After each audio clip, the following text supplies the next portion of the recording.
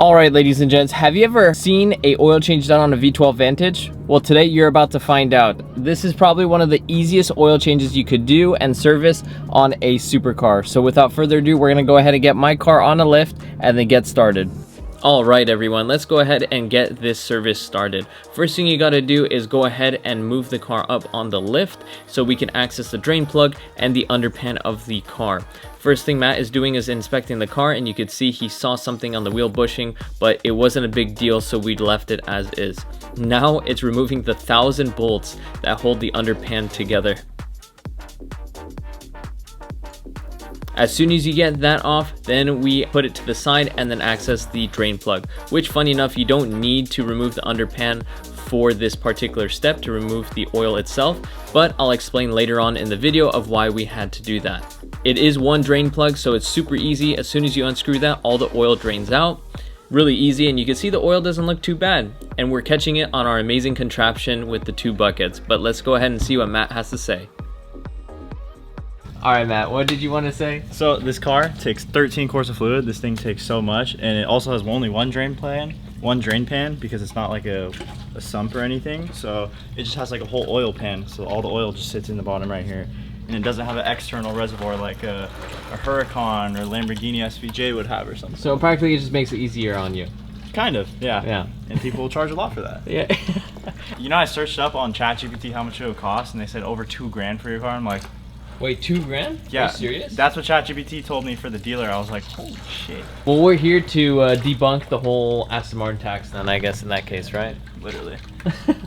Poor Matt is showing us how hot the oil is by touching the bucket because it did soften it up. But after that, we go ahead and tighten down the new drain plug at 35 foot-pounds of torque. Matt is just marking it so that way we know it's officially tight.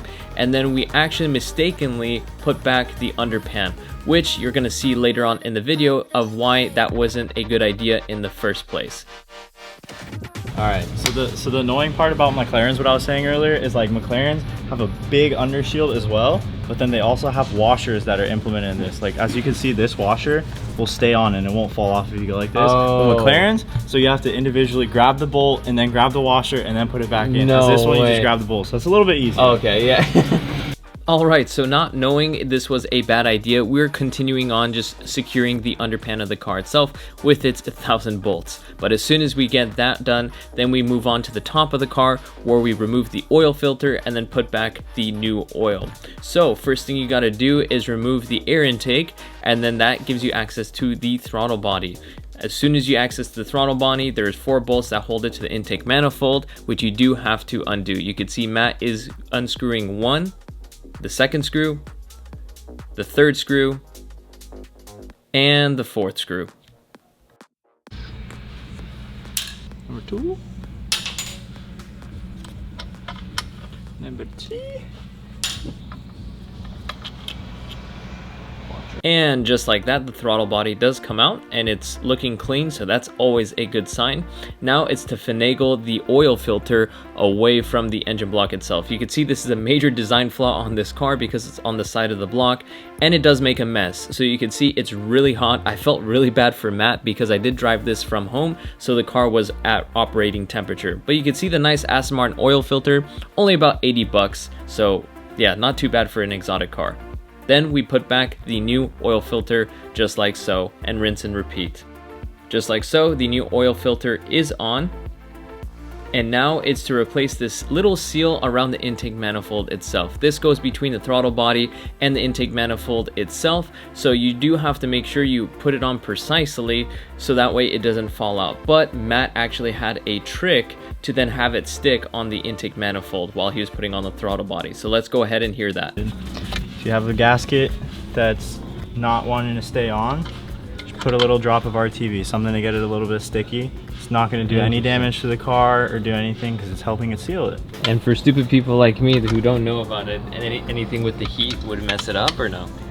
With the gasket, well no, this one is actually made for stuff exactly like this. So for what we're using, it's the perfect amount. They're perfect apply. It's high heat and it's instant. So once it gets no oxygen inside, it hardens up and then it'll be good. That's why I love watching these stuff, because each mechanic has their own way and technique of going about it.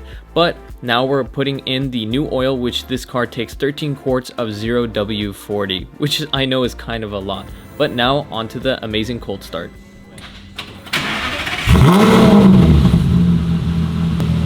I thought it would be louder, dude. It's pretty quiet, low-key. Yeah, for a straight by V12? Yeah, literally.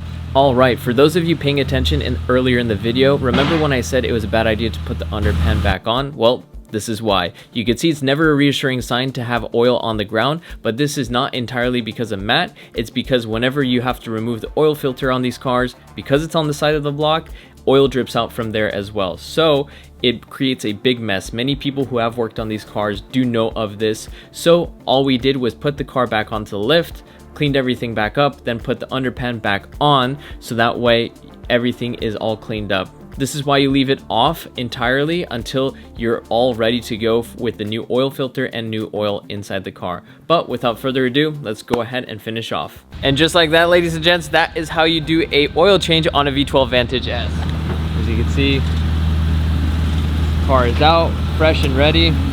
Thank you, Matt, for everything. Of course, dude. If you guys ever need your exotic cars serviced or anything like that, go ahead and hit up Matt. I'll link the description and below for his Instagram. But yeah, well, ladies and gents, I really hope you guys enjoyed this video. It was great seeing my friend Matt. Go ahead and give him a follow. A link will be in the description below. But without further ado, thank you so much for tuning into yet another video. Go ahead and hit that subscribe button and like button. It really means a lot to me, being that I'm a small-time YouTuber. And I'll catch you guys in the next one. Any last words, Matt? V12 Vantage, sick car, sounds amazing. I thought it would be louder with the exhaust setup, but you look good in it, dude.